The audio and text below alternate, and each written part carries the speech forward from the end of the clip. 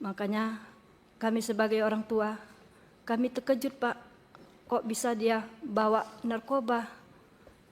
Kapalnya kok bisa jadi kapal tanker? Dijanjikan kapalnya kapal kargo. Di kontrak kerjanya pun kapal kargo. Jadi saya selaku orang tua, saya mohon keadilan sama Bapak, membantu saya untuk menyelesaikan masalah anak saya ini, Pak. Di acara hari ini, ya, tadi sudah saya sampaikan ini quorum fraksi terpenuhi. Saya mohon perkenan rekan-rekan anggota, kita rapat, kita nyatakan terbuka untuk umum. Bisa disepakati, Pak Tandra?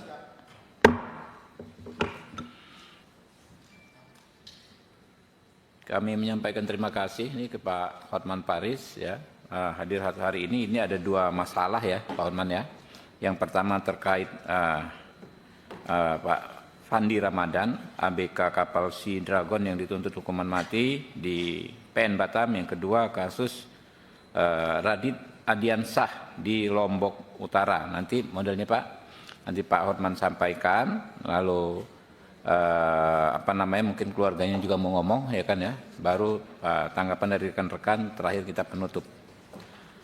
Hadirin yang kami hormati ya, dalam melaksanakan tugas pengawasan yang diamanatkan pasal 20A ayat 1 Undang-Undang Dasar 1945, Komisi 3 DPR RI bukan saja menilai penerapan kebijakan secara umum, tapi juga menanggapi kasus-kasus yang menyentuh rasa keadilan masyarakat. Komisi 3 jelas tidak mengintervensi secara teknis perkara-perkara yang sedang diselesaikan oleh aparat penegak hukum. Akan tetapi, kewajiban kami memastikan pelaksanaan tugas mitra kami, aparat penegak hukum, sesuai dengan ketentuan perundang-undangan yang berlaku. Kami meminta saudara Jaksa Agung Muda Bidang Pengawasan untuk menegur oknum Jaksa Penuntut Umum Muhammad Arfian di Pengadilan Negeri Batam kemarin, yang secara tersirat tapi sangat lugas menyatakan masyarakat dan DPR mengintervensi kasus tuntutan mati terhadap Fandi Ramadan.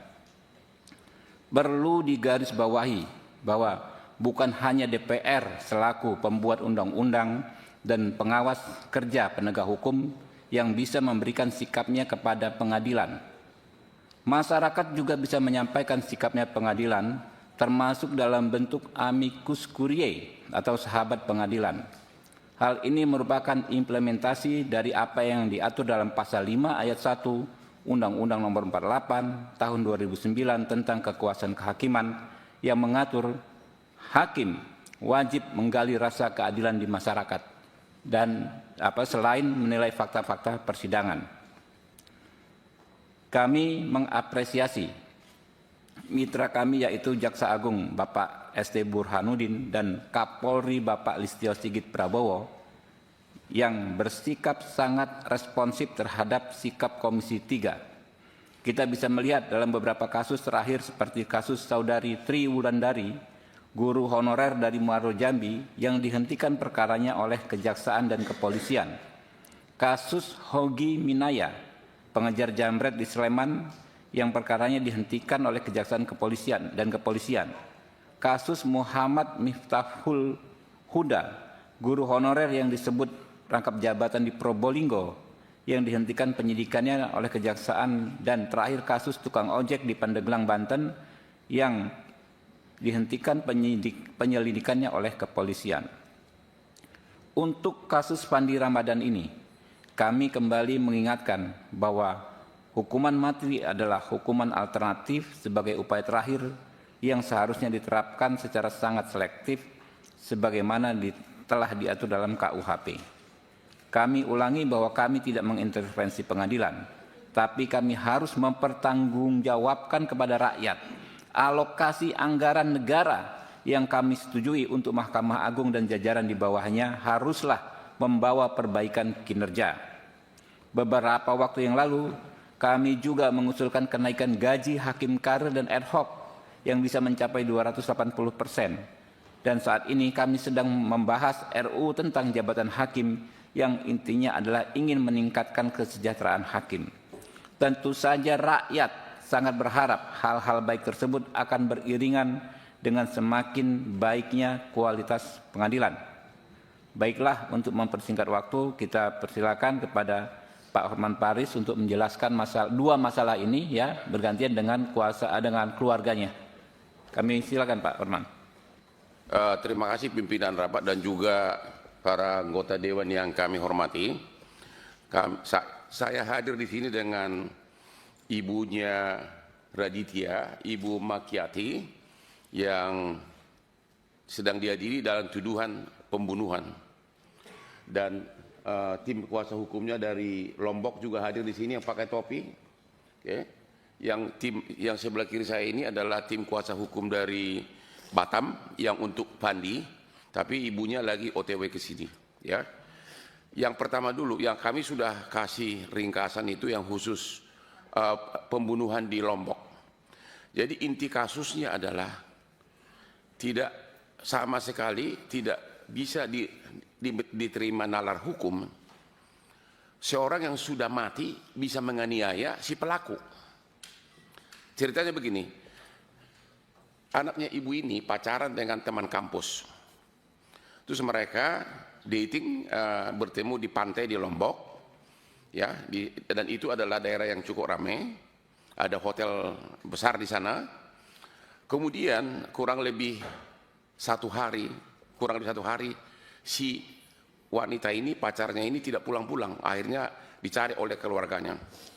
Akhirnya kemudian sekitar 34 hari ditemukanlah mayat dari pacarnya wanita ini, ya, pacar di pantai, sedangkan ditemukan juga jarak 100 meter tubuh dari si anak ibu ini yang laki-laki yang sekarang jadi terdakwa dalam keadaan bonyok semuanya, luka-luka, ya. Berselang beberapa bulan tiba-tiba dituduh sebagai pelaku pembunuh. Sehingga pertanyaannya adalah, kalau memang dia pelaku pembunuh dari si wanita ini, kenapa dia masih ada di situ pingsan? Bukanya semua bonyok semua, ya.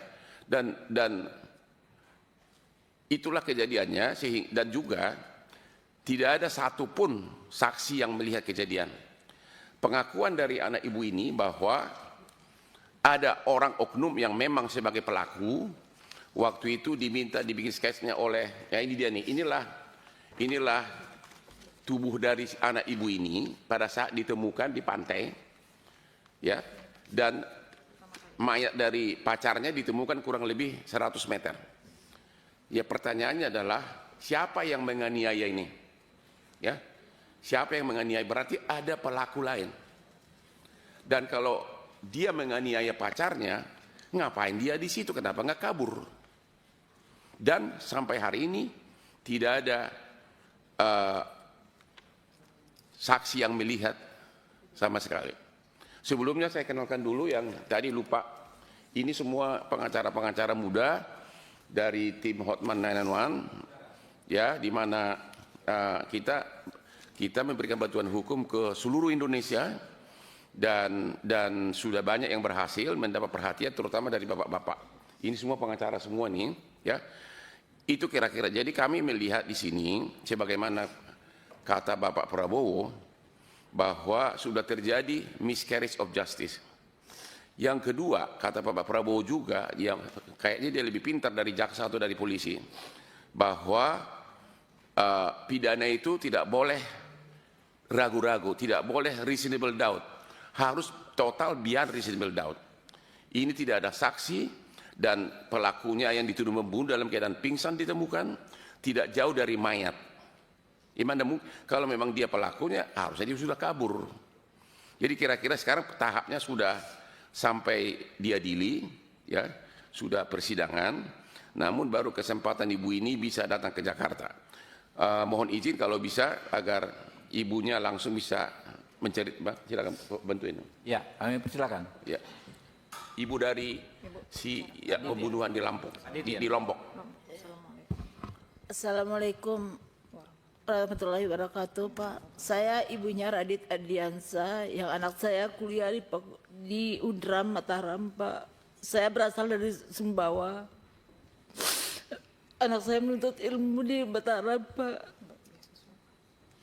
Dia anak dari SD sampai kuliah, dia pintar dan dia masuk kelas internasional dengan IPK 4, Pak.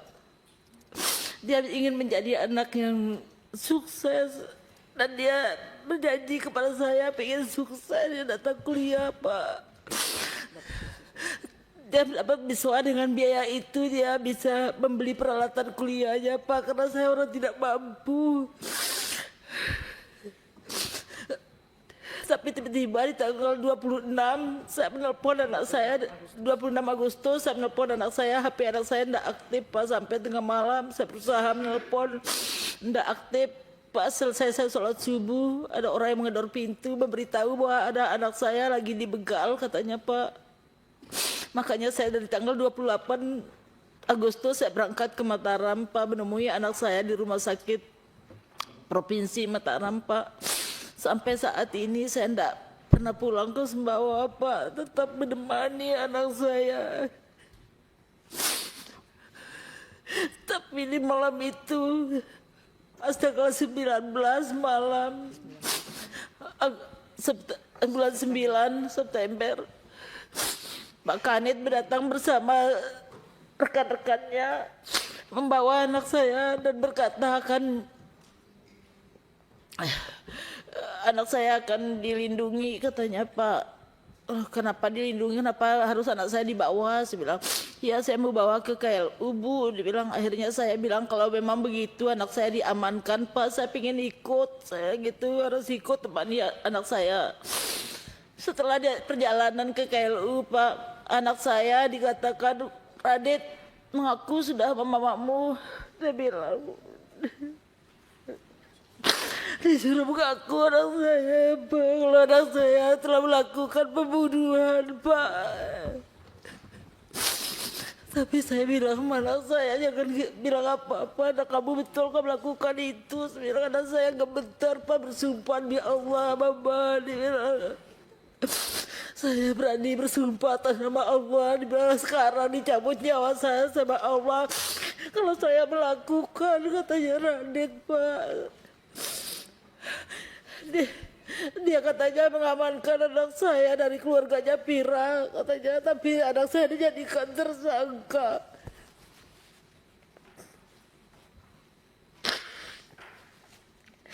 Keesokan harinya, apa, di sana di BAP anak saya dan saya disuruh ke dalam bersembunyi supaya jangan saya melihat anak saya yang lagi dibergol dan memakai baju yang oranye, Pak.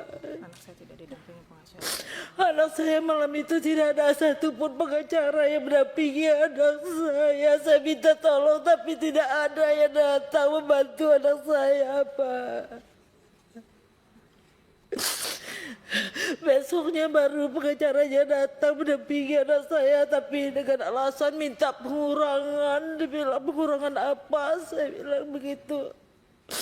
Sampai detik ini saya seorang ibu, batin saya mengatakan anak saya tidak bisa melakukan hal seperti itu sampai detik ini. Karena Radit ini dari kecil, dari SD belum pernah ada guru yang mengasih saya laporan kalau Radit pernah ada masalah sama temannya sampai SMA, Pak. Belum ada. Radit ini anaknya sangat patuh. Radit sudah menyampaikan ciri-ciri pelaku. Radit sudah menyampaikan ciri-ciri pelakunya, Pak. Kenapa mereka itu tidak berusaha untuk sketsa wajahnya?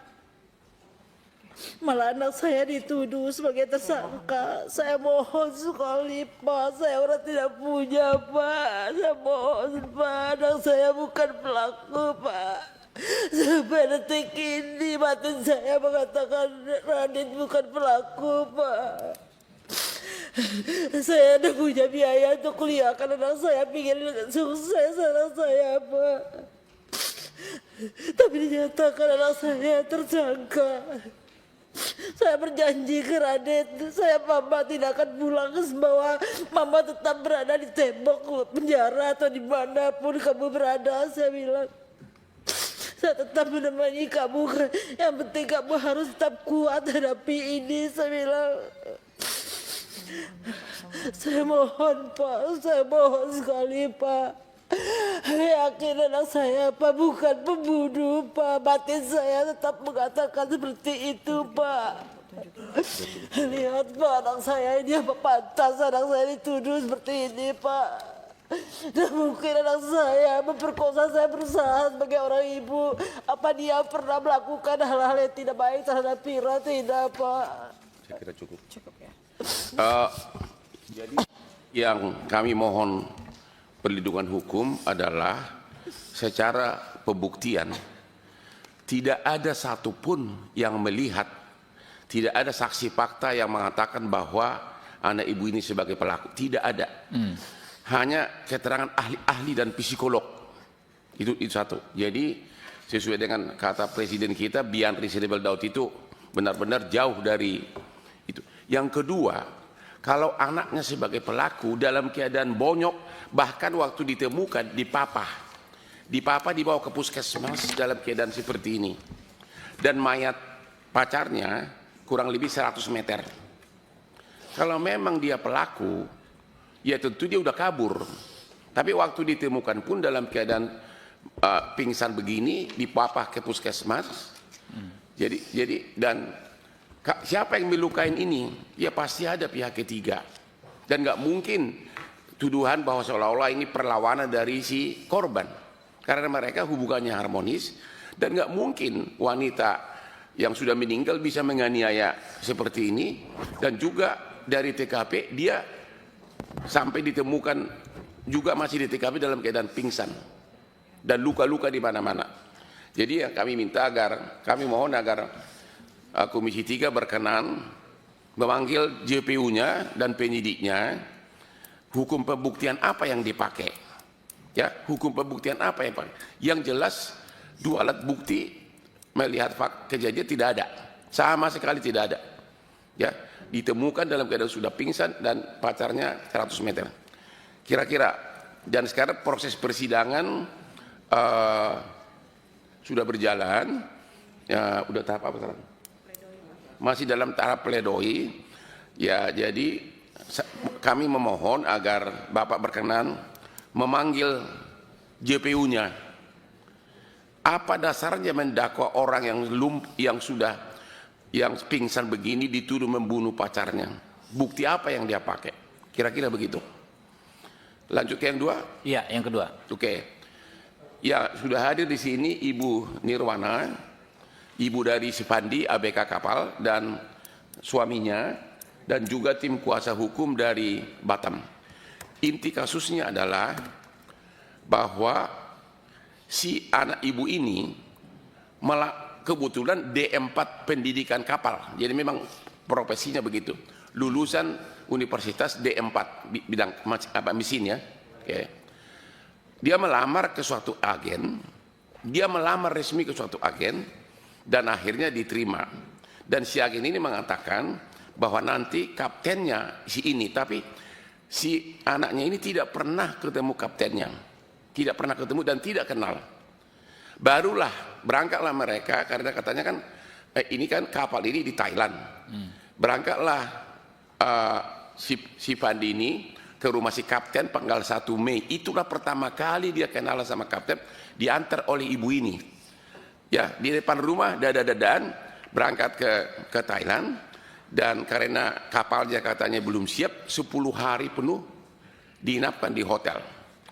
Mulailah kapalnya itu, mereka memasuki kapal tanggal 14. Menurut kontrak harusnya kapalnya North Star namanya. Tahu-tahu dibawa speedboat, dibawa ke kapal Sea Dragon. Ya. Jadi dari lamaran sama kapalnya berbeda. Ya, baru mereka berangkat, dibawalah si Pandi ini ke tengah laut, naiklah ke kapal ini, kemudian mutar. 3 hari kemudian, yaitu tanggal 18 Mei, datanglah kapal nelayan. Ya, kapal nelayan yang membongkar 67 kardus. Karena memang orang tidak banyak, oleh si kapten diperintahkan semua awak kapal untuk estafet memasukkan. Dan si anak ibu ini bolak-balik nanya, ini apa? Dan itu diakui oleh si kapten. Kebetulan kaptennya juga orang Batak, marga Sirait, wakil kaptennya juga orang Batak, marga Tambunan. Si kapten ini ngaku bahwa itu adalah uang dan emas. Itu pengakuannya. Ya, ini kapal harusnya berangkat dari Thailand menuju Filipina. Tapi lewat dari perairan Indonesia di Tanjung Karimun ketangkap sama BNN sama bea cukai. Disitulah duka cita itu mulai. Dan di persidangan si kapten juga mengakui bahwa memang si anak ini nanya berkali-kali ini apa isinya. Oke. Dan yang menjadi masalah adalah kok bisa dituntut hukuman mati karena tidak ada bukti sama sekali bahwa dia tahu isinya itu. Dia baru melamar, baru 3 hari naik kapal sebagai pengangguran masuk kerja. Yang menjadi pertanyaan adalah, ini yang perlu mungkin nanti ditanyakan Komisi 3 kepada penyidiknya dan jaksanya. Kalau seorang kapten kapal berangkat ke Thailand untuk narkoba 2 ton yang katanya harganya 4 triliun. Mungkin enggak si pemilik narkoba tidak kenal si kapten ini. Mungkin enggak dia percayakan 4 triliun kepada orang yang baru dia kenal. Itu yang kita bilang logikanya tidak ada, tapi tiba-tiba dituntut sekarang hukuman mati. Itu inti kasusnya. Sama juga tidak ada bukti sama sekali yang mengatakan bahwa si Pandi tahu, karena memang dia hanya bekerja di kapal itu dan baru 3 hari naik kapal itu. Sekian dari saya dan dilanjutkan oleh ibunya Pandi. Silakan Ibu Nirwana ya. Silakan Bu. Anak saya melamar di kapal Thailand, kapalnya kapal kargo ditawari, Pak. Tiba-tiba sampai ke Thailand, diinapi di hotel, menunggu di sana. Anak saya bertanya, kok kita nggak naik-naik cab? Dibilang kapten, kita menunggu kapal yang ditawari sama kita, kapal kargo. Entah macam mana, ditanya lagi sama anak saya, kapalnya belum siap kita diperintah bawa kapal yang satu ini, kapal tanker. Kapal tanker bermuatan minyak. Jadi anak saya ya ngikutlah Pak, ngikut. Terus orang itu naik, saya tak tahu entah naik dari mana, naik kapal orang itu. Kira-kira ada entah 3 hari saya dengar anak saya tertangkap membawa narkoba. Makanya kami sebagai orang tua, kami terkejut Pak. Kok bisa dia bawa narkoba? Kapalnya kok bisa jadi kapal tanker? Dijanjikan kapalnya kapal kargo. Di kontrak kerjanya pun kapal kargo. Jadi saya selaku orang tua, saya mohon keadilan sama Bapak. Membantu saya untuk menyelesaikan masalah anak saya ini Pak. Saya mohon Pak, karena saya tanya anak saya, dia tidak mengetahui barang itu Pak. Saya tanya, jadi tahunya dari mana? Setelah penangkapan Mak, barulah tahu saya itu bawahnya itu narkoba.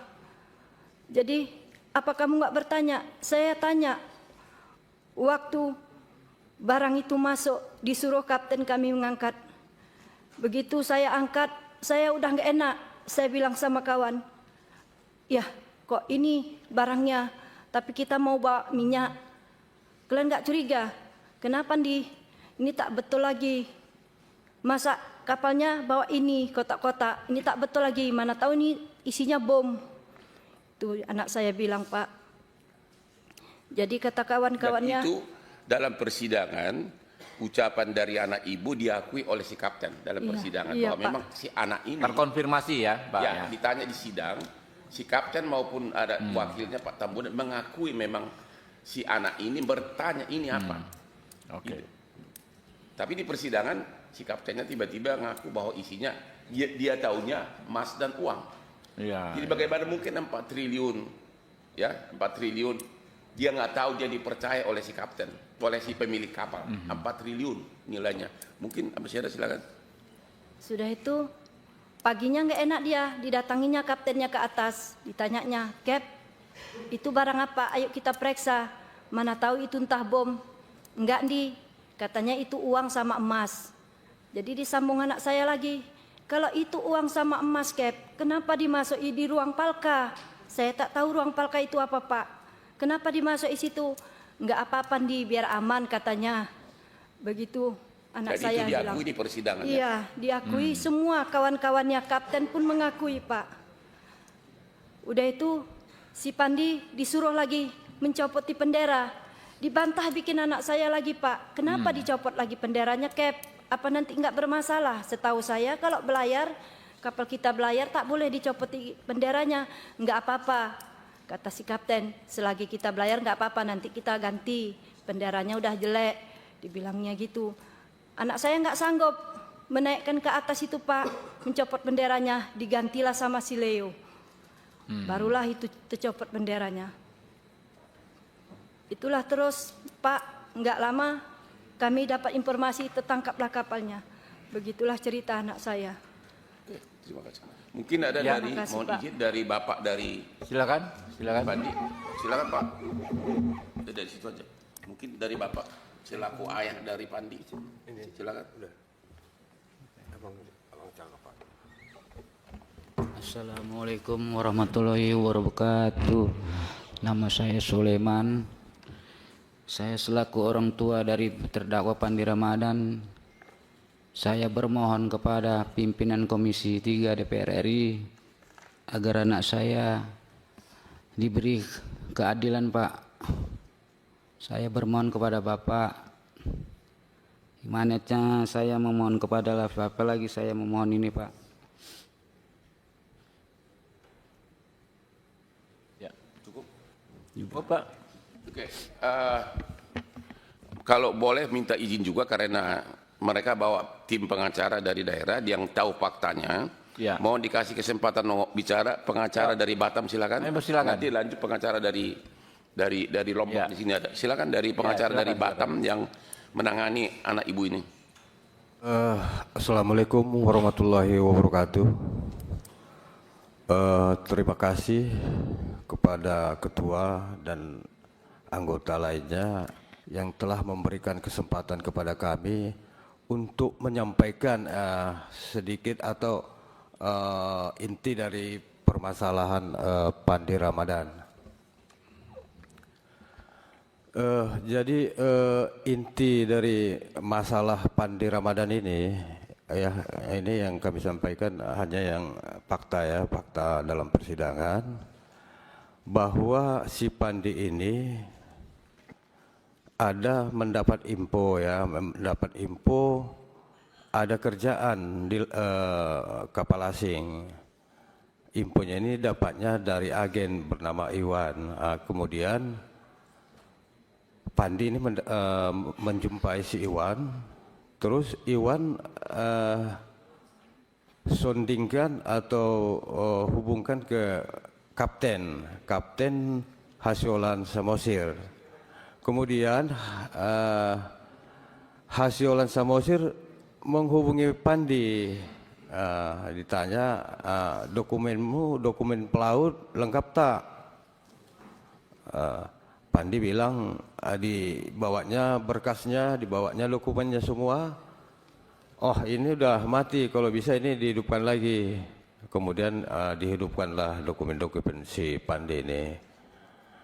Kira-kira seminggu ditelepon sama si Asyolan lagi, dokumennya udah siap Pak Pandi. Mungkin 2 hari lagi Pak, aku udah siap, nanti bawa lagi kemari. Setelah siap dokumennya ini, dia menjumpai Pak Hasyolan ini. Hasyolan mau meriksa dokumennya sudah lengkap, diserahkan sama Hasyolan, kapten. Terus kapten memberi data-data formulir yang akan diisi dia untuk bisa masuk melamar di kapal atau di perusahaan yang sudah si Hasiolan ini, kapten ini menjadi mitra, jadi kapten di perusahaan itu, di perusahaan kapal itu. Kemudian setelah dimasukkannya semua, diterima,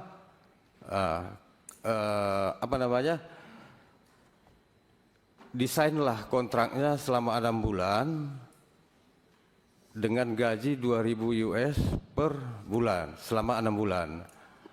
Kapal ini kapal kargo MP North Star, itulah di dalam kontrak kerjanya itu. Oke, setelah itu selesai, mereka ini mau berangkat ke Bangkok, Thailand, itu tanggal 1 kalau nggak salah ya. Ada 4 orang mereka ini dari Medan yang mau berangkat, Hasiolan, terus Chief Officer itu Richard Tambunan, terus ada Ricky namanya, ini tak jadi berangkat Pak, karena alasan sakit. Sebenarnya si Ricky inilah yang mau menjadi atasan si Pandi, kepala mesin lah. Si Pandi ini kan wakil mesin. Satu lagi office boy lah, tapi ini adiknya kapten. Jadi si Ricky ini karena tidak jadi mau berangkat, batal karena keluarnya sakit. Pandi sebenarnya udah ragu mau berangkat itu. Kenapa? Saya tak menguasai sepenuhnya nanti Cap nanti kalau nggak ada yang lebih paham dari saya katanya. Kalau saya tidak, belum yakin saya katanya, karena dia kan masih baru pemula ya. Oh nggak usah takut katanya. Di sana ada nanti menggantikanmu katanya gitu. Nah, jadilah mereka berangkatlah ke Thailand ya. Sekitar 10 hari orang tuh nginap di hotel itu, baru menunggu berlayar. Oke. Setelah menunggu berlayar itu, informasi yang diterima si Pandi awalnya kan kapal kargo ini. Jadi mereka setelah berangkat ke kapal kargo itu katanya di tengah laut, mereka naik speed ke sana. Ternyata bukan kargo, ternyata kapal tanker. Kenapa ini berubah katanya dari kapal barang ke kapal minyak? Oh nggak apa-apa, kita masih dalam satu grup perusahaan katanya, nggak masalah katanya. Oke, jadi pemikiran si Pandi waktu itu berarti kan mengangkat minyak kan itu. Ternyata minyaknya orang sudah berlayar, minyaknya belum datang nih. Di mana mau diambil minyak pun belum tahu nih. Tiba-tiba katanya malam itu di tanggal berapa itu, tanggal 8 atau tanggal 9, itulah kapal kecil, kapal nelayan merapat. Tapi sebelum dia merapat sudah ngasih kode-kode semacam lampu sorot gitu ya, lampu sorot ke kapal orang si Pandi ini. Kemudian di kapal si Pandi ini ada yang warga Thailand itu namanya Wirapat Pompang.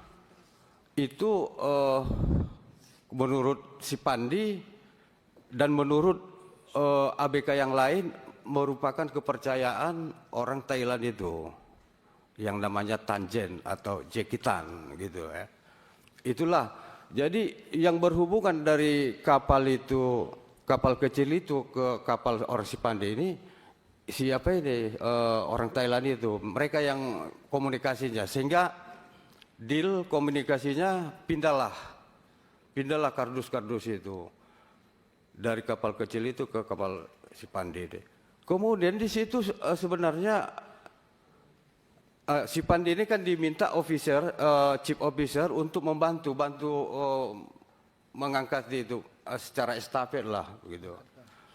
Terus ditanyanya officer ini sebetulnya barang ini apa? Kok kardus-kardus? Itu kata si bos, kata si chief officer itu, kata si bos itu emas dan uang. Itulah jawabannya. Terus kan si Pandi kan merasa nggak nyaman juga, nggak puas juga dia. Itulah besoknya, karena itu masuknya kan malam, curiga dia. besok paginya ditanya langsung sama Kep, seperti yang disampaikan Ibu tadi. Tetap jawaban si kapten itu emas dan uang. Sempat dia tanya juga sama kapten itu, kalau bisa kita buka lah, biar tahu kita apa ini isinya sebetulnya. Kalau membuka itu nggak ada kewenangan kita membuka itu, kata si kapten. Jadi selang berapa waktu itu, berapa jam atau berapa, ya mungkin kerajam lah, itu mereka berlayar lah. Rutenya pun apa itu, kalau yang diterimanya infonya mau ke Filipina gitu ya. Oke, berlayar mereka ini. Setelah berlayar, kalau menurut keterangan si Pandi di laut ya, di laut itu waktu mereka itu dipepet sama angkatan laut itu masih lebih dekat ke Malaysia, wilayah Malaysia, perairan Malaysia, pantai Malaysia daripada ke Karimun. Kenapa kamu bilang begitu? Karena saya lihat di sana itu di perairan Johor itu, sekitar Johor itu masih nampak itu kapal-kapal sandar di situ. Kalau kita pun loncat ke laut masih bisa ke nyebrang sana daripada kalau ke Karimun. Itulah jawaban si Pandi dan kawan-kawan yang lain. Setelah itu mereka itu sepertinya kata mereka itu dipepet sama angkatan laut kapal mereka ini supaya masuk ke perairan Indonesia.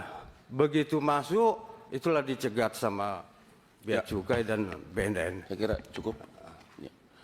Jadi penyidik dan kejaksaan JPU mengabaikan fakta di BAP maupun fakta persidangan. Satu, ini orang baru 3 hari kerja dan dia masuk melalui agen. Dua, bahwa si kapten ini narkoba harganya hampir 4 triliun. Kalau sampai didatangkan oleh pemiliknya dari Indonesia, ya berarti si pemilik narkoba itu sudah ada kerjasama dengan si kapten ini. Karena 4 triliun nggak mungkin dong didatangkan untuk 4 triliun orang yang tidak kenal. Yang ketiga, bahwa sesuai dengan 2 minimum alat bukti tidak ada, diakui di persidangan bahwa memang si Pandi ini bolak-balik nanya. Kira-kira begitu, jadi kami mohon juga agar penyidik dan JPU-nya ya dipanggil di Komisi 3 untuk melindungi rakyat yang susah ini, Pak Ketua. Mohon izin lagi terakhir dengan pengacara dari yang korban pembunuhan di Lombok. Oke, silakan Pak. Ya, terima kasih. Bismillahirrahmanirrahim. Assalamualaikum warahmatullahi wabarakatuh. Salam sejahtera untuk kita semua. Om Swastiastu, Namo Buddhaya, salam kebajikan, Rahayu. Yang saya hormati Ketua Komisi 3 beserta jajaran dan teman-teman sekalian. Mungkin untuk mengawali penyampaian saya ini, mungkin kita ada sebuah adigyong hukum yang mengatakan bahwa lebih baik kita membebaskan 1000 orang yang bersalah daripada kita menghukum orang satu yang bersalah. Mungkin sebagai informasi sebelumnya, kami sebenarnya ada tim, ada 21 pengacara, sebenarnya ini adalah koalisi pengacara dari Kabupaten Lombok dan Kabupaten Sumbawa yang tergabung dalam koalisi pembelaan Radit. Intinya kami telah mengawal kasus ini dari pertama mulai ditetapkan sebagai tersangka. Mungkin ada beberapa hal catatan penting sebenarnya mungkin yang ingin saya sampaikan. Ada 9 mungkin yang perlu menjadi pemikiran kita bersama dengan fakta-fakta mungkin di lapangan yang telah kami kaji bersama. Mungkin yang pertama mungkin adalah tentang faktanya bahwa pada tanggal 20 September 2025 dari Polres Lombok Utara saat itu melakukan press conference melakukan konferensi pers pada itu. Di sana mengatakan bahwa ada ditemukan darah di atas tebing. Mungkin akan saya dalam lokus terjadinya tempat kejadian ini, bahwa posisi ditemukannya Radit pada saat itu dan korban itu kira-kira 500 meter itu ada tebing yang cukup tinggi di sana. Di situ terkonfirmasi dalam konferensi persnya pihak kepolisian bahwa di atas tebing itu ditemukan darah. Itu terkonfirmasi. Dan itu berkorelasi dengan saat ditemukannya Radit oleh Iwayan Sastra Bagia namanya, pemangku di wilayah sana itu. Karena ini mungkin akan saya cerita dikit bahwa ditemukannya Radit dengan almarhumah ini ada selang waktunya. Radit itu ditemukan pada jam 2 pada tanggal 27 ya. Dan baru ditemukan almarhum ini pagi. Ada intinya saat ditemukan Radit ini, saat itu pemangku itu berkomunikasi dengan teman-teman bahasanya orang Polda bahwa HP-nya Pira itu berada 1 meter dari TKP terjadinya itu. Ada 1 meter kira-kira dari kejadian itu, dan itu ditelusuri. Saya ini terkonfirmasi bahwa ini sebagai petunjuk. Ini yang ingin kita tapi saat itu teman-teman dari kepolisian khususnya Polres Lombok Utara itu tidak mengabaikan petunjuk yang kita sampaikan. Itu poin pertama. Yang kedua, poin penting yang ingin saya sampaikan bahwa di lokasi ini kita bukan menuduh ya, tapi sebagai petunjuk yang disampaikan oleh klien kami bahwa di sekitar lokasi TKP ini ada pos tentara di sana, pengamanan tentara AU ya kalau saya. Di sana memang wilayah lokasi-lokasi ini termasuk dalam wilayah pengamanan di wilayah AU. Sebenarnya dalam BAP Radit waktu pertama tanggal 27 disampaikan itu dia sudah menyampaikan secara terang benderang sebenarnya ciri-ciri pelaku yang diduga.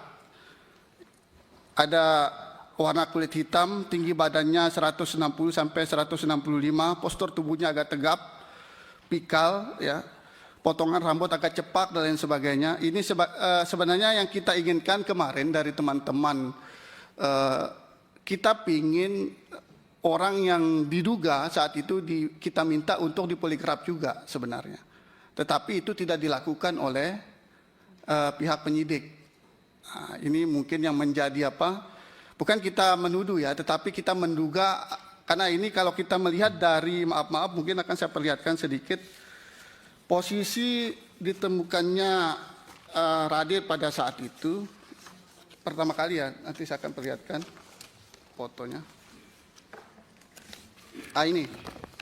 Ini adalah posisi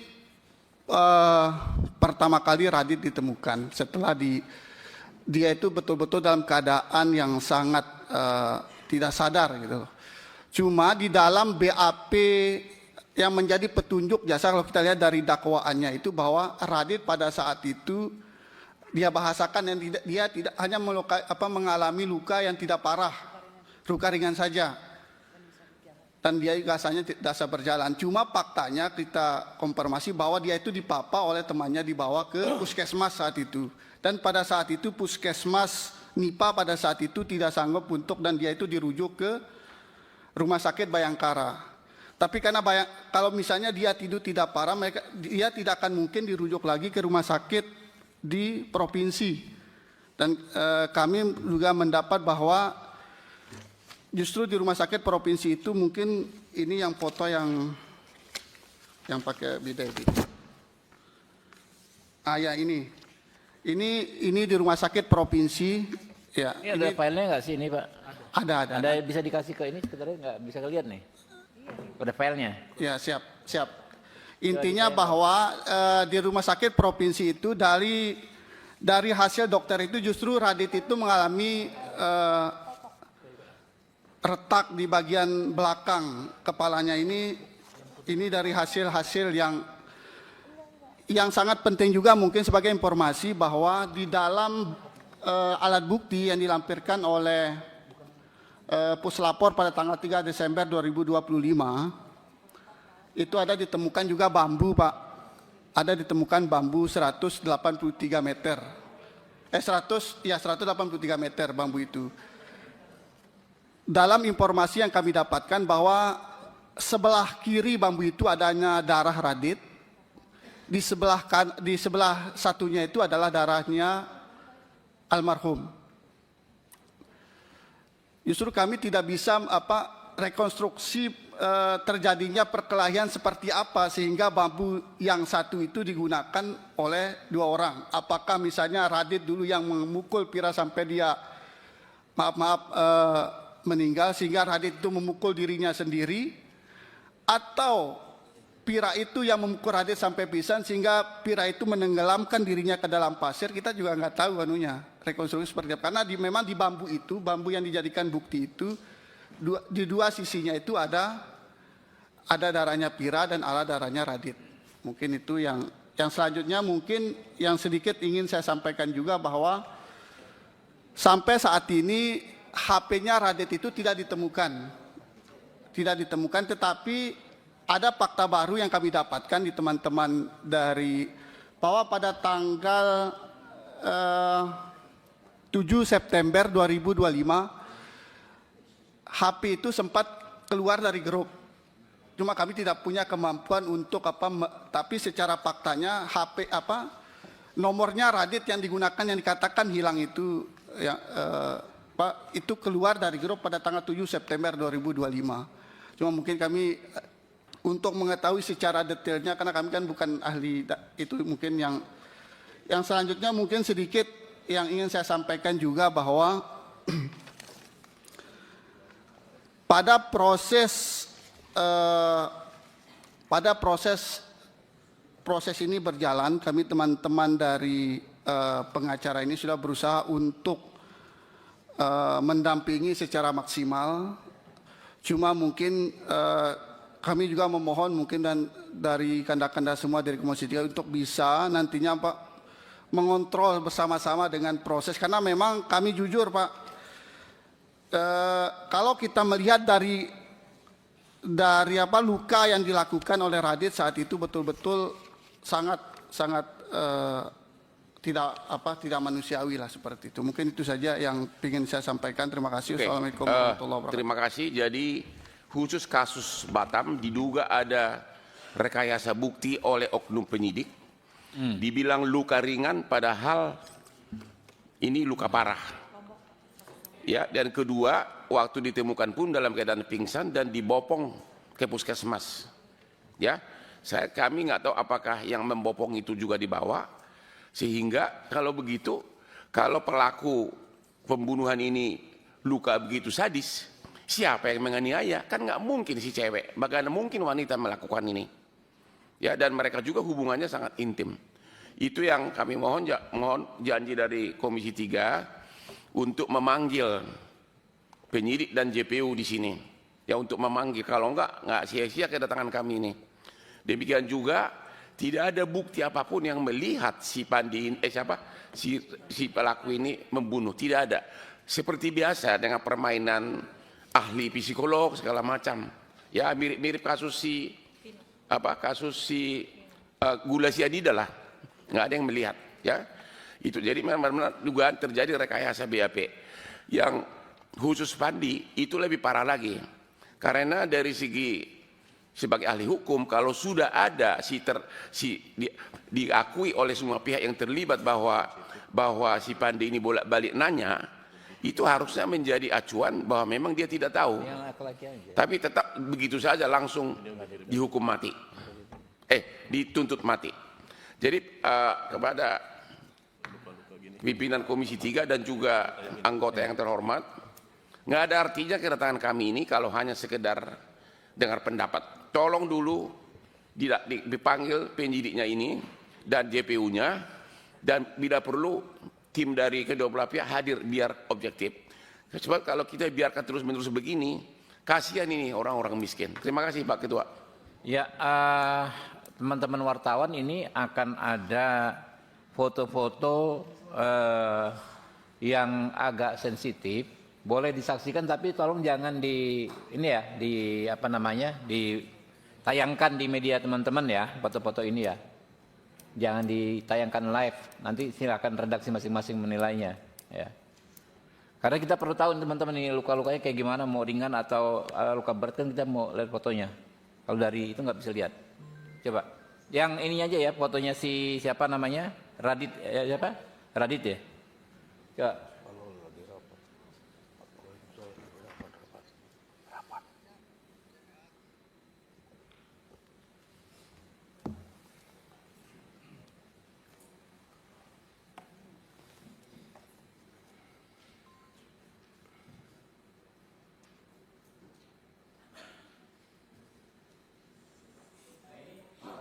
Di mana nih ya? Coba Ibu. Oh ya, Iya. biar. Ya, ini untuk pertama kalinya waktu Radit ditemukan. Oh, oke. Iya. Oke, lanjut. Dan kurang lebih 100 meter dari lokasi ini, di situ juga ditemukan Korban. Maaf, saya luruskan sedikit, maaf ya, saya luruskan dikit. Foto itu di samping hotel Sunshine Creek. Setelah dibawa, kan ini ditemukan agak jauh dari hotel, mereka dibopong saat itu ke hotel itu yang ini. Ini kan di samping hotel itu ada kursi itu. Oke. Ya. Terus. Lanjut ya. Setelah foto. dibopong. Ini pingsan ya dia, Pak? Ini dibawa di puskesmas Oke. Lipa saat itu. Pimpinan, bisa tanya sedikit ya? mungkin seorang wanita melakukan ini. Silakan. Ya, silakan, Pak. Tolong dikembalikan ke foto yang kedua. Nah, itu kan ada tanda luka di belakang itu ya. Tahu itu artinya luka karena apa itu? Kalau ini kan kalau informasi kalian kami bahwa itu dipukul menggunakan yang saya ceritakan tadi, menggunakan bambu tadi. Bambu. Oke. Terus lanjut. Oh, ini ya. Dan ini semua di lokasi TKP. Kalau dia pelaku udah kabur loh. Dan dia ditemukan dalam keadaan pingsan oleh pamangku setempat. Oke, lanjut. Lagi. Tuh dia tuh.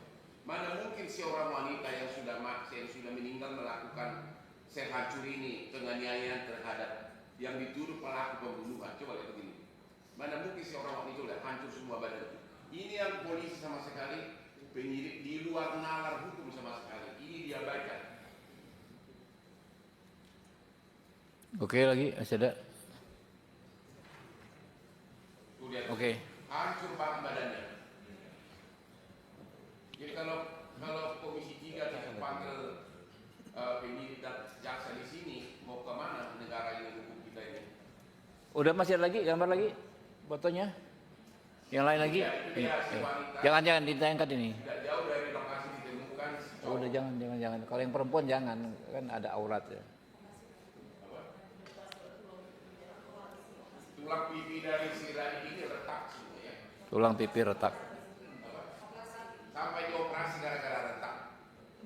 Intinya bahwa memang ada pelaku pembunuhan yang tidak berusaha dicari oleh penyidik. Oke, udah ya.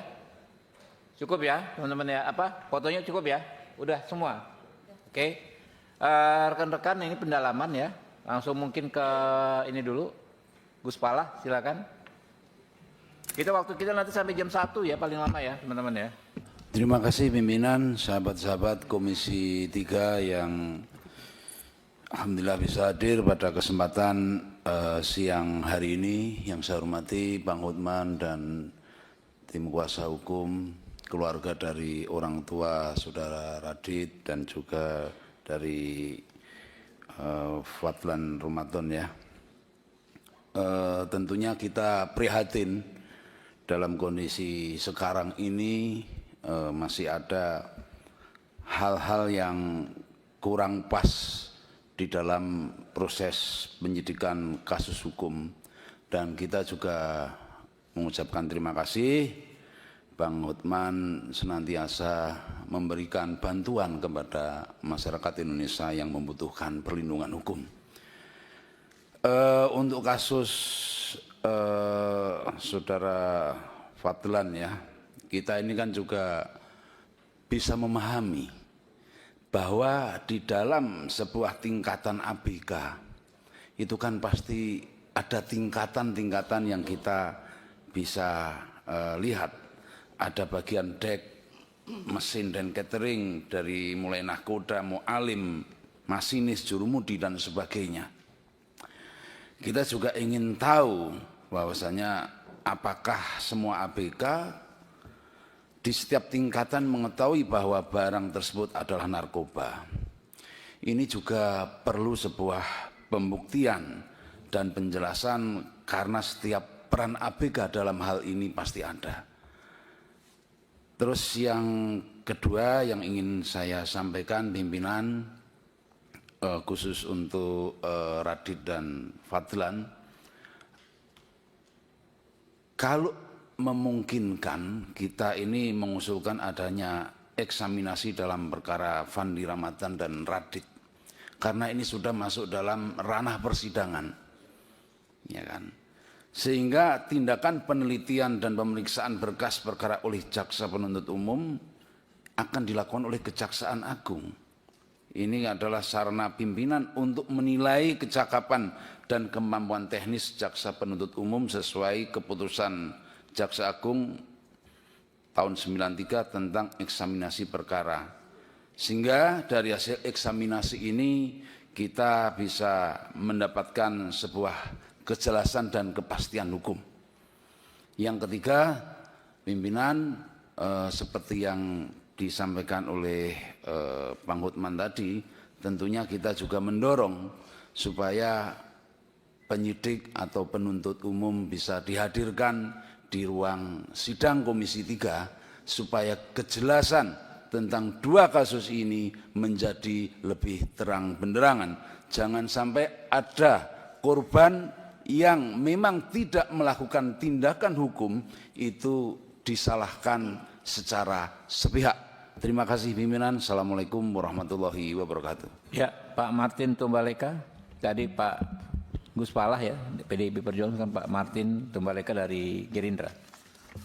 Terima kasih pimpinan, rekan-rekan Komisi 3 yang kami hormati, kuasa hukum Pak Hotman, juga kuasa hukum dari tim di Lombok, juga Batam, jajaran semua yang hadir, Bapak Ibu sekalian yang kami hormati. Tentu yang pertama kami untuk kuasa hukum yang dari Lombok, mungkin itu masukan tadi yang disampaikan, memang kami sepakat bahwa perlu kita mendengarkan ini dalam rapat ini, penyidik-penyidik JPU kita hadirkan di sini untuk mendengarkan apa sebetulnya yang dilakukan mereka di saat memeriksa kasus pembunuhan di Batam. Itu tentu kami sepakat, kami mendorong untuk supaya ada rapat selanjutnya hadirkan penyidik. Dan untuk kuasa hukum dari saudara Fendi Ramadan, saya ini begini pimpinan, saya melihat justru malah ada apa yang terjadi di jaksa ini. Ada sesuatu yang ini yang perlu kita gali dari jaksa ini, kok tiba-tiba menuntut hukuman mati kepada ABK tanpa memikirkan unsur-unsur yang justru menjadi pertimbangan sebetulnya. Karena dalam catatan saya ini, saudara Fandi ini dia bukan pengendali, dia bukan juga inisiator, tidak memiliki otoritas. Nah, kalau kita baca dalam dakwaannya itu, dakwaan dari narasi dakwaan yang disebutkan oleh jaksa, di situ dia tanpa memeriksa dan tidak menolak. Nah, sekarang pertanyaannya, Fandi ini apa dia punya kapasitas untuk menolak barang itu yang dimuat? Artinya ini hal-hal yang perlu dipertimbangkan sebetulnya oleh jaksa sebelum dia menjatuhkan hukuman mati. Nah, saya berpikir begini, justru malah saya bertanya-tanya ini, jangan-jangan jaksa ini bagian dari mereka. Karena tuntutan mati yang dituntut oleh jaksa ini, itu kita kita artikan bahwa ini memutus mata rantainya dengan dia tuntut mati. Sementara ada DPO, Mr. Tan dan Jack Tan itu yang masih belum ditangkap. Itu otak utamanya mereka belum ditemukan malah ABK dituntut maksimal. Jadi pertanyaan kami di situ, kenapa mesti dituntut maksimal seorang ABK sementara ini otaknya belum ditemukan? Jangan-jangan dia bagian dari mereka untuk memutus mata rantai narkoba ini. Itu mungkin dari kami pimpinan, kami perlu menghadirkan mereka supaya ini APH-APH ini yang nakal-nakal ini supaya ditindak tegas, supaya institusi jaksa, kepolisian, mitra kami tetap namanya terjaga, tetap baik di masyarakat, kepercayaan masyarakat tetap institusi ini tetap dijaga. Terima kasih pimpinan. Assalamualaikum warahmatullahi wabarakatuh.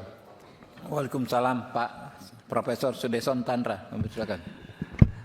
Terima kasih pimpinan, anggota Komisi 3 yang kami hormati,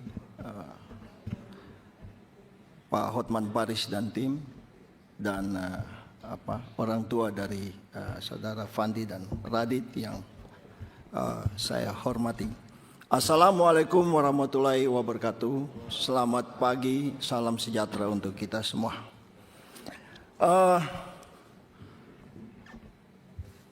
Saya mulai masalah ini pimpinan, karena tadi pimpinan juga singgung mengenai komentar dari JPU itu. Menurut saya ini kan sebenarnya hal yang kurang pantas. DPR ini kan dipilih oleh rakyat. Tugas dari DPR ini adalah tugas pengawasan. Di dalam suatu kasus di mana rasa keadilan dari masyarakat itu terkoyak, maka pertanyaan masyarakat itu adalah, apakah tindakan dari aparat penegak hukum itu patut? Apakah tindakan dari aparat penegak hukum itu layak atau tidak? Itu sebabnya DPR, khususnya Komisi 3, mempunyai kepentingan karena persoalan-persoalan yang berkaitan dengan layak atau tidak, patut atau tidak, suatu perkara itu dibawa. Dan ini semua sudah menjadi perhatian luas di masyarakat. Maka Komisi 3 DPR mempunyai kepentingan yang besar untuk mengungkap kasus ini, untuk bagaimana menjawab rasa keadilan dari masyarakat. Itu pertama, pimpinan. Yang kedua, kalau kita melihat uraian dari kasus ini, tadi Bang Hotman sudah sampaikan, dan menurut saya ini cukup fair. Ya, di dalam masalah hukum itu kan terkenal audi et alteram partem. Kita juga harus mendengar dari dua belah pihak. Dan Bang Hotman sudah bicara secara terbuka pimpinan. Maka jikalau berkenan, penyidik dan penuntut umum itu kita undang ke sini untuk mengungkap hal ini seterang-terangnya, seadil-adilnya, untuk menjawab rasa keadilan yang tumbuh di masyarakat. Yang ketiga, kita bicara mengenai narkoba. Nah, ini juga berkaitan dengan kapal dan pelayaran. Berdasarkan undang-undang tanggung jawab sebuah kapal itu ada di tangan nakoda. Baik itu masalah muatan, keselamatan, semua ada di tangan nakoda. Nah, kalau yang tadi diungkapkan bahwa saudara Fandi, ya, mohon maaf ya, saudara Fandi ini kan tidak tahu menahu mengenai masalah ini. Nah, ini yang perlu kita gali, ya. Awalnya kapal kargo, kemudian kapal tanker. Fakta-fakta ini sangat mencurigakan, ya. Naik tidak tahu kapannya, tidak kenal orangnya, di tengah jalan pun juga tidak tahu. Oleh karena itu perlu sekali kita menggali, kenapa penuntut umum itu sampai menuntut sedemikian beratnya masalah seperti ini. Ini pimpinan itu yang pertama. Yang kedua, sebelum saya menguraikan mengenai kasus kedua ini, mungkin Bang Hotman, saya tadi mendengar bahwa almarhumah korban ini dibenamkan di dalam pasir, ya, apa betul? Nah, betul ya.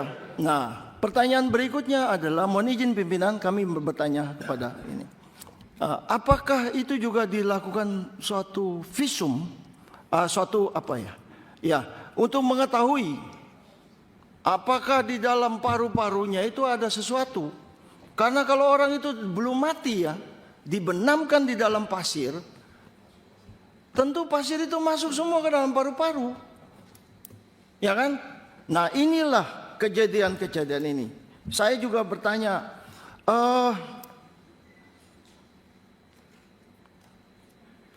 di dalam visum itu kita juga ingin tahu apakah pada saat kapan ya almarhumah ini meninggal. Ini juga penting, ya kan? Sehingga ini kita bisa membuka hal ini seterang-terangnya. Kenapa tadi saya tanyakan mengenai luka di belakang itu? Karena ini terus terang mencurigakan saya, ya kan? Ini seperti ada suatu goresan kuku, ya kan? Nah, kalau itu sudah dapat disebutkan matinya bukan karena kuku, berarti kan tidak ada pertengkaran di antara kedua belah pihak, ya kan? Nah, dari situlah kami juga bertanya begini. Pada saat diperiksa saudara Radit ya, apakah ada rekamannya? Apakah yang bersangkutan didampingi oleh pengacara pada saat diperiksa? Pakai ini Mbak, pakai ini karena direkam. Waktu saat di poligraf anak saya tidak ada pengacara. Kanit bilang tidak perlu pengacara. Kanitnya bilang nggak perlu pengacara. Ya, tidak perlu pengacara mendampingi, disuruh turun ke bawah. Saya saat itu naik ke atas. Anak saya kondisinya masih dalam keadaan sakit dan perlu pengobatan, kan masih ada pasir di dalam telinganya. Tapi tidak dilakukan. Anak saya sampai sekarang masih mendengung telinganya. Ya, ini pimpinan ini sangat berat karena kan pasalnya pembunuhan ya, Bang Hotman ya, pembunuhan ya, ya, pembunuhan. Memang dijuntukan Pak, pakai pasal penganiayaan berat yang mengakibatkan kematian. Ya, ancamannya pasti di atas 4-5 tahun kan. Nah, apalagi ancaman seperti ini. Yang berikutnya pada saat yang diperiksa itu, yang bersangkutan kan dalam keadaan tidak sehat. Ya.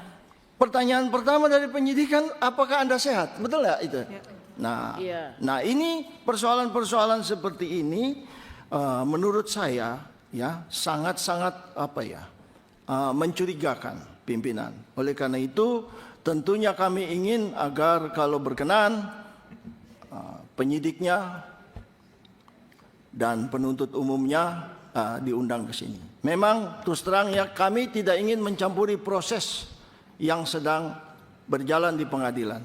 Tapi kami sebagai wakil rakyat ingin agar agar hukum itu menjawab rasa keadilan dari masyarakat. Kira-kira demikian. Terima kasih dan selamat pagi. Pak Rikwanto Golkar juga nggak apa-apa. Terima kasih Pak Ketua. Yang saya hormati Bang Hotman, lama tidak berjumpa. Rekan-rekan yang hadir dalam pertemuan hari ini dan rekan-rekan Komisi 3. Untuk kasus yang pertama, korban MVVV, kita singkat ya. Itu memang perlu dibuka kembali ya, apa yang telah diperoleh oleh penyidik itu, seperti alat-alat bukti. Ya, satu alat bukti itu bicaranya banyak nanti. Ada yang untuk memukul mungkin ya, dan lain-lainnya. Kemudian hasil labnya juga menggambarkan apa yang terjadi. Dan juga fakta TKP awal ditemukan mereka. TKP bisa bicara dan kondisi baik korban maupun yang diduga pelaku ini. Kalau sekarang sudah jadi terdakwa ya, nah, seperti apa kondisinya.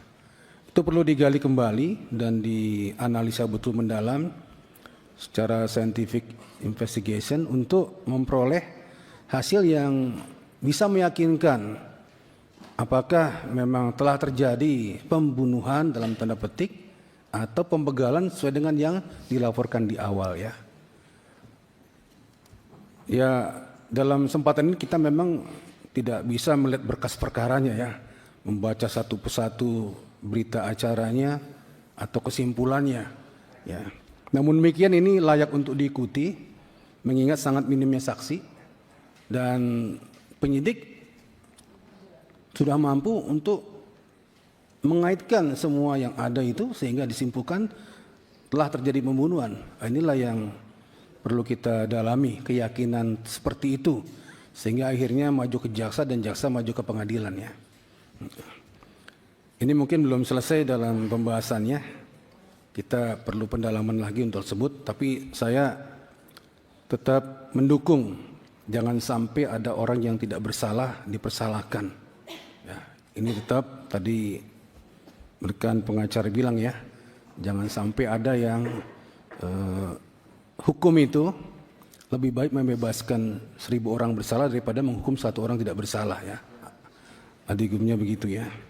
Kemudian yang kedua, untuk kasusnya Fandi ini, dari semua fakta yang kita ketahui ini, semua berlawanan dengan tuntutan yang ada di pengadilan saat ini. Kecuali satu, BAP waktu dia diperiksa didampingi oleh pengacara yang disediakan oleh penyidik. Yang di situ diduga, dinyatakan dia terlibat. Terlibatnya kita tidak tahu di sini karena kita tahu BAP-nya seperti apa ya.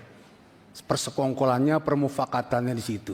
Hanya itu yang menegaskan dia terlibat dalam konteks penjualan atau pengadaan atau penerimaan narkotika itu.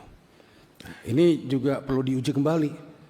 Apakah memang BAP yang dibuat itu, yang ditandatangani oleh saudara Fandi itu memang real pengakuannya atau ada tuntunan tertentu dari pihak tertentu yang kamu terima saja, kamu tanda tangan saja. Ini juga kita tidak tahu seperti apa isinya, mungkin perlu pendalaman lagi. Tapi dari kisah seluruhnya, yang bersangkutan patut diduga menurut kita ini ya, menurut kita dari fakta yang kita dapatkan dari berbagai macam informasi, termasuk fakta persidangan dari Pak Hotman ini, ya, saudara Fandi sebenarnya belum layak untuk dikatakan dia adalah sebagai terdakwa atau pelaku di situ. Ya. Kecuali dia yang kuat sekali untuk membuktikannya di samping BAP tersebut. Ini pendapat. Terima kasih Pak Ketua. Mohon izin satu Ya. kalimat saja. Silakan. Untuk menjawab tadi pertanyaan dari Bapak kita, saya baru dapat informasi bahwa pengacara yang mendampingi adalah pengacara rekanan BNN. Itu adalah salah satu masalah di Indonesia ini karena penyidik itu punya rekanan-rekanan. Kalau rekanan ya pasti nggak mau lah melawan penyidik. Ya kata ibunya tadi rekanan BNN. Kira-kira begitu. Ini Mbak Hotman, di KUHAP yang baru kan kita sudah atur bahwa nggak ada lagi istilah pengacara disediakan oleh aparat penegak hukum itu. Pengacara itu dipilih secara merdeka oleh orang yang bersangkutan. Nanti itu bagian dari yang mau kita evaluasi. Oke, masih ada Pak Adang dari Jatun. Terima kasih pimpinan, rekan-rekan Komisi 3 dan Bang Hotman beserta para kuasa hukum. Dua hal yang ingin kami sampaikan. Pertama, menyangkut masalah Fandi Ramadan. Ya, kalau secara umum mungkin kalau rekan-rekan membaca hasil rapat Komisi 3 itu jelas sekali sikap Komisi 3 terhadap kasus ini ya. Tapi yang menarik bahwa perubahan-perubahan di dalam KUHP baru jelas bahwa penentuan derajat pertanggungjawab pidana, menguji tidaknya niat jahat, dan faktor yang wajib dipertimbangkan. Nah mungkin keluarga dari Pak Fandi bisa lebih menekankan kembali. Saya ingin mendengarkan riwayat hidup kepribadian tentang kasus pidana karena di dalam pasal 54 yang terbaru, faktor yang wajib dipertimbangkan dalam pemidanaan. Saya ingin dengarkan latar belakang daripada Fandi Ramadan selama ini, gimana sikapnya dan sebagainya. Lalu untuk kasus Radit, saya yang menarik di nomor 4 ya, bahwa diketemukan di pinggir pantai dan selanjutnya ada orang yang menghadang Dalam proses pemeriksaan, apakah pendalaman terhadap masukan ini sudah dilakukan oleh penyidik terhadap kemungkinan ini? Terima kasih, pimpinan. Itu pertanyaan saya. Oke, dari kanan Pak Endang Agustina. Pak Endang, silakan. Assalamualaikum warahmatullahi wabarakatuh. Terima kasih pimpinan. Yang saya hormati pimpinan dan seluruh anggota Komisi 3. Yang saya hormati Pak Hotman Paris beserta tim dan orang tua dari Radit dan Fandi. Terima kasih atas kehadirannya dan terima kasih Bapak Ibu masih mempercayakan lembaga ini untuk mengawal kasus yang dialami saat ini. Yang pertama terkait dengan kasus Radit, saya tertarik dengan beberapa penyampaian yang disampaikan tadi. Pertama, mohon izin Pak Hotman, ini kasusnya terjadi di 2025 ya? Iya. Belum berlakunya KUHP yang baru berarti? Agustus 2025. Oke, baik, terima kasih. Berarti yang pertama tadi adalah tidak ada saksi. Ya. Ini menurut saya sangat ceroboh jika penyidik tidak menemukan saksi. Karena dalam KUHP lama itu ada 5 alat bukti. Salah satunya saksi, keterangan ahli, petunjuk, surat, dan keterangan terdakwa sendiri. Kecuali mungkin penyidik bisa menemukan alat bukti lain yang bisa mendukung untuk proses kasus ini. Tetapi jika tidak, maka ini sangat ceroboh. Kemudian yang kedua, ditemukan bambu. Dan pada bambu ditemukan noda darah. Ada darah korban, ada darah terdakwa saat ini mungkin. Nah, menurut feeling saya bahwa artinya bambu itu ada orang ketiga yang memegang. Dan bagaimana mungkin dia memukulkan wajahnya sendiri di dalam peristiwa itu. Saya berpendapat berkemungkinan bahwa ada orang ketiga yang menggunakan bambu itu untuk memukulkan ke arah korban dan yang dijadikan terdakwa saat ini. Kemudian mungkin yang lebih krusial lagi, ancaman pidana ini lebih dari 5 tahun. Tetapi tidak didampingi pengacara. Ini saya kira hal yang sangat menyalahi sekali karena di kasus pembunuhan itu wajib itu diberi pengacara oleh penyidik. Jadi mungkin saran saya seperti sama dengan rekan-rekan yang lain agar mungkin penyidiknya bisa kita hadirkan di sini agar proses hukum ini berjalan dan keadilan dapat dirasakan oleh seluruh masyarakat. Kemudian yang kedua terhadap kasus Pandi. Tadi kita sudah mendengar bahwa latar belakangnya anak ini baik, mencari pekerjaan, kemudian melamar, ada perjanjian kerja. Artinya yang bersangkutan ini betul-betul memang mau mencari pekerjaan untuk memperoleh rezeki. Dan dalam surat perjanjian sudah jelas hak dan kewajibannya di situ ditentukan. Berangkat ke Thailand berlayar yang semestinya kapalnya kapal kargo tetapi berlayar dengan kapal tanker. Ini juga sudah satu siasat pembohongan sebetulnya. Sudah melanggar perjanjian kerja. Kemudian di kapal itu sebetulnya tadi yang disampaikan Gus Pala bahwa itu ada tingkatan-tingkatan tingkatan untuk hierarkinya ada. Ada kapten, nakoda, kapten kapal, kemudian ada perwira, kepala kamar mesin, kemudian ada ABK.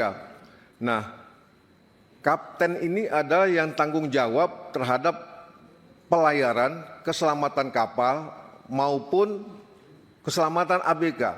Semuanya ada di tangan kapten. Jadi seluruh kegiatan yang dilakukan dalam kapal tersebut adalah atas perintah kapten. Nah, ketika si Pandi disuruh mengangkat barang di laut, dan dia sempat bertanya barang ini barang apa, dan dijawab oleh si kapten itu bahwa ini adalah emas dan uang.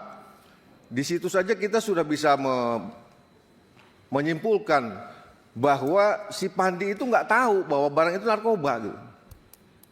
Nah, kalau yang bersangkutan itu tidak tahu itu narkoba, saya rasa tidak layak si Pandi ini dituntut dengan hukuman mati.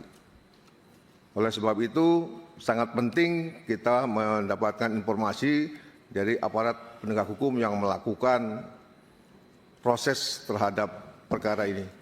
Itu yang bisa saya sampaikan. Terima kasih. Assalamualaikum warahmatullahi wabarakatuh. Waalaikumsalam warahmatullahi wabarakatuh. Masih ada? Pak Bob Hasan, nih Ketua Balik nih, Pak Hotman. Langsung hadir. Ketua Badan Legislasi. Nah, ini bertanggung jawab ini. Ya, terima kasih pimpinan Pak Hotman Paris dan kawan-kawan, kuasa hukum, rekan-rekan kuasa hukum yang lainnya. Pertama, saya ingin membuka terlebih dahulu wawasan kita terkait, ya saya yakini bahwa acara hari ini disaksikan juga oleh rekan-rekan yang berada di NTB maupun di Batam ya, di Riau ya. Ya, aparat penegak hukum juga pasti menyaksikan ini. Jadi DPR sebagai badan legislatif punya beberapa fungsi, fungsi legislasi, fungsi pengawasan, dan fungsi penganggaran. Dalam hal fungsi pengawasan, hari ini Komisi 3 memiliki dominasi pengawasan terhadap Kepolisian Republik Indonesia, Kejaksaan, Sekretariat Mahkamah Agung, kemudian ya dalam hal ini pengadilan itu Sekretariat Mahkamah Agung, kemudian BNN, ya, Badan Narkotika Nasional, ya. Dan dalam fungsi legislasi, ternyata dalam fungsi legislasi juga ada pengawasannya. Ya, jadi saya sebagai Ketua Balik yang menyampaikan pasal 66 huruf H tata tertib, Badan Legislasi memiliki kewenangan untuk memantau dan meninjau pelaksanaan undang-undang, termasuk di dalamnya juga pelaksanaannya, pelaksanaan daripada undang-undang tersebut. Maka KUHP dan KUHAP juga merupakan bagian untuk menjadi pengawasan, peninjauan, maupun juga tentunya turunannya. Ya. Nah, untuk tidak kita menyentuh kepada yudikatif dalam hal ini lembaga peradilan, saya kira untuk kita panggil penyidik maupun juga jaksa penuntut umum itu sama sekali tidak menyentuh dominasi daripada yudikatif. Saya pikir itu. Jadi bisa kita akan panggil. Yang kedua, saya tidak berpanjang. Di sini ada catatan nomor 10 huruf A, tidak ada mens rea dari Fandi Ramadan untuk membawa, menyimpan atau mengimpor narkoba tersebut. Ya. Jadi berbicara mens rea inilah yang sebenarnya menjadi isu baru dalam konteks KUHAP ya maupun KUHP. Yang hari-hari ini saya meyakini kita semua termasuk para aparat penegak hukum perlu mempelajari ya. Ini kalau kita bicara objektif dan positive thinking. Ya, saya ingin terus melanjutkan rekan saya Pak Martin tadi menyampaikan terkait dengan ada keterlibatan bla bla bla dan sebagainya. Tetapi saya coba kita objektif ya. Mungkin dalam hal mens rea ini belum betul-betul dapat menerapkan ya terkait bahwa mens rea itu bukan niat buruk, tetapi sikap batin bahwa apakah sikap batin itu ikut dengan perbuatan yang nyata atau aktus reus tadi. Inilah yang sebenarnya yang harus diluruskan, dan kejadian-kejadian ini sudah banyak sekali. Di Sleman ketika penjamretnya mati, itu dipotong ceritanya, penjamretnya dibunuh karena ditabrak. Tetapi kalau dicerita dari awal, maka penjamret itu dikejar untuk mengambil. Jadi rangkaian satu itu banyak diputus. Nah, sama dengan kalau diputus, ibunya mengantarkan anaknya sebagai ABK, ya kemudian untuk bekerja, apalagi baru lulus misalkan seperti itu. Kan senang kalau orang tua kalau baru kerja dan sebagainya, diantarkan dan sebagainya. Tidak mungkin kan kalau seorang tua yang nganterin sampai kerja, kemudian anaknya ikut terlibat di dalamnya. Nah ini kan banyak yang diputus jalan cerita yang diputus, dan ini domain daripada aparat penegak hukum yang perlu kita perdalam, dan mudah-mudahan dengan KUHP dan KUHAP yang baru ini merupakan terapan-terapan sehingga jangan sampai hukum dijadikan alat kekerasan struktural. Hukum jangan dijadikan alat dominasi kekuasaan. Hukum jangan dijadikan alat ATM keuangan. Itu intinya seperti itu. Jadi saya kira kita mendukung ya. Kita mendukung pada Pak Ketua untuk memanggil para APH hadir di hadapan kita, dan kita siap ya untuk mempertanyakan semua apa yang disampaikan oleh Pak Hotman Paris dan kawan-kawan. Terima kasih. Wassalamualaikum warahmatullahi wabarakatuh. Mohon izin satu kalimat lagi. Ya, silakan. Sebenarnya kasus ini tidak perlu ahli hukum seperti Profesor Dr. Habibur Rahman. Profesor Dr. Tandra. Tidak perlu Profesor Doktor. Orang awam pun tahu bahwa pasti ada pihak ketiga yang menyiksa si laki-laki, makanya lukanya begitu bonyok. Iya. Sampai ada apa retak. Kalau yang jelas itu bukan luka retak ringan. ininya segala. Itu satu. Berarti ada pihak ketiga dan itu tidak didalami oleh penyidik. Iya. Ya. Berarti ada pihak ketiga. Itu satu. Jadi tidak perlu Profesor Doktor dari yang maha pintar Ketua Komisi 3 ini. Yang kedua, satu lagi juga dalam kasus Pandi, BAP semua saksi mengatakan si Pandi bolak-balik bertanya, diakui di sidang, berarti dia tidak tahu. Dan sebagai terakhir nanti mohon izin benar-benar ibu dua ini mau datang ke depan untuk bersalaman dengan Bapak Profesor yang ganteng ini. Aman Pak, bentar kita yang ke sana ke depan. Terakhir ya, mungkin ya. Palang pintu dari Jakarta Timur nih. Hasbiallah Ilyas, jagoannya Jakarta Timur. Siap, terima kasih Ketua. Terima kasih Pak. Yang saya hormati Ketua dan juga Bang Hotman, yang paling ganteng sedunia ini. Kemarin kita ketemu Bang di Kelapa Gading, cuman Abang lupa sama saya. Siang-siang itu Abang lagi minum es, saya lewat. Minum es juga? Minum enggak. Cuman Abang di sampingnya cakep itu. Boleh dikenalin sama Bang Martin, Bang. Langsung saja, saya ini bahwa apa yang terjadi dengan Fandi ini adalah menurut saya ini narkoba itu memang kita harus berantas, harus ini. Tapi dengan KUHP yang baru ini saya sepakat dengan kawan kita tadi bahwa dengan KUHP yang baru ini, KUHP kita ini humanis dan bukan seperti yang lalu bahwa hukum kita ini balas dendam atau macam-macam, tidak. Nah, saya minta bahwa apa yang juga disampaikan oleh Bang Hotman bahwa jangan sampai ini adalah permainan aparat penegak hukum. Dan saya menegaskan dari fraksi Partai Kebangkitan Bangsa minta supaya penegak aparat hukumnya dipanggil di ruangan ini dan supaya kita tahu semua apa yang terjadi. Terima kasih Ketua. Oke ya teman-teman ya, cukup ya. Pak Hotman, masih ada closing statement?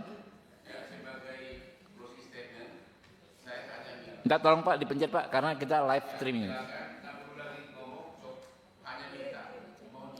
Iya, sebentar, nanti gampang itu, nanti kita bacakan dulu kesimpulannya Pak Hotman. Ya. Yang baru, kesimpulan yang baru kita bacakan, baru kita ini. Ya, kita bacakan dulu ya Pak Hotman ya. Kesimpulan rapat, iya. Bukan, kesimpulan dari rapat ini, kami akan bacakan. Iya, tenang abangku.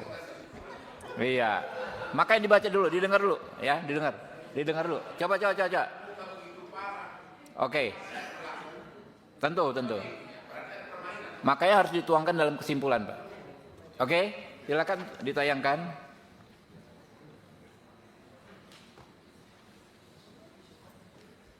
Langsung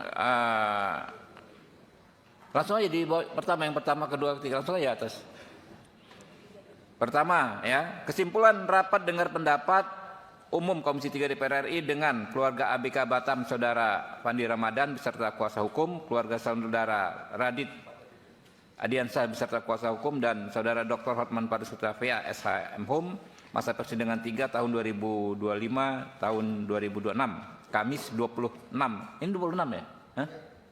Belum 28 ya? 26 Februari 2026. 1. Komisi 3 DPR RI menegaskan kembali rekomendasi rapat Komisi 3 tanggal 23 Februari 2026 terkait penanganan perkara atas nama Saudara Fandi Ramadan agar menerapkan asas dan prinsip keadilan dalam Undang-Undang Nomor 1 Tahun 2023 tentang KUHP. Kedua, Komisi 3 DPR RI meminta Jaksa Agung Muda Bidang Pengawasan untuk menegur dan memeriksa Jaksa Penuntut Umum JPU Kejaksaan Negeri Batam dalam perkara nomor 863/PIT-SUS/2025/PN Batam atas nama Saudara Muhammad Arfan agar berhati-hati dalam menyampaikan pendapatnya di muka umum. 3. Komisi 3 DPR RI akan memanggil Kapolres Lombok Utara dan Kepala Kejaksaan Negeri Mataram untuk terkait perkara nomor 12 PIT-B/2026/PN MTR guna memberikan penjelasan seterang-terangnya terkait perkara yang ditangani tersebut. 4. Komisi 3 DPR RI akan memanggil Kepala Kejaksaan Negeri Batam untuk perkara nomor 863 PIT-SUS/2025/PN Batam guna memberikan penjelasan seterang-terangnya terkait perkara yang ditangani tersebut. 5. Komisi 3 DPR RI meminta Komisi Judisial untuk melakukan pengawasan terhadap penanganan perkara nomor 12/PIT-B/2026/PN MTR dan nomor 863/PIT-SUS/2025/PN BTM sesuai peraturan perundang-undangan. Ya, teman-teman, instruksi sebentar, Pak Ketua. Mohon izin di poin nomor 2 terkait dengan Komisi 3 DPR meminta Jaksa Agung Muda Bidang Pengawasan untuk menegur dan memeriksa. Menurut kami, saran kami, Pak, hanya melakukan pemeriksaan. Peneguran mungkin lebih dari ditegur, mungkin dimutasi kalau memang nggak benar. Menegurnya dihilangkan dan memeriksa. Jadi gini, Pak. Pertama yang jelas-jelas kan jelas salah dia ngomong begitu di persidangan, ditegur dulu. Ya, baru diperiksa. Kalau setelah diperiksa hasilnya dia didemosi, dihukum, itu lain hal, lain urusan. Oke? Ya. Ya, silakan. Nomor 4 itu kan memanggil Kejaksaan Negeri. Kalau berkenan itu penyidik BNN juga ikut dipanggil. Oh, BNN. Ya. Penyidik BNN. BNN setempat aja, itu BNN ya? Iya. Itu penyidik di BNN ya? Ya, penyidik BNN ya. Penyidik ini BNN. kan BNN yang nangani ya. Coba, Mbak. Dipastiin ya, bukan polisi ya kalau yang di ini ya, bukan polisi ya, bukan BNN ya. Penyidik BNN itu. Penyidik terkait aja, penyidik terkait. Ya, coba. BNN, penyidik BNN. Terkait lah gitu aja deh, ya. Perkara tersebut. Untung ada Prof. Tandra, kalau enggak udah kita ketok tadi. Aduh, memang. Ini kita semua juniornya Bang Hotman ini, kita advokat-advokat yang di sini juniornya Bang Hotman.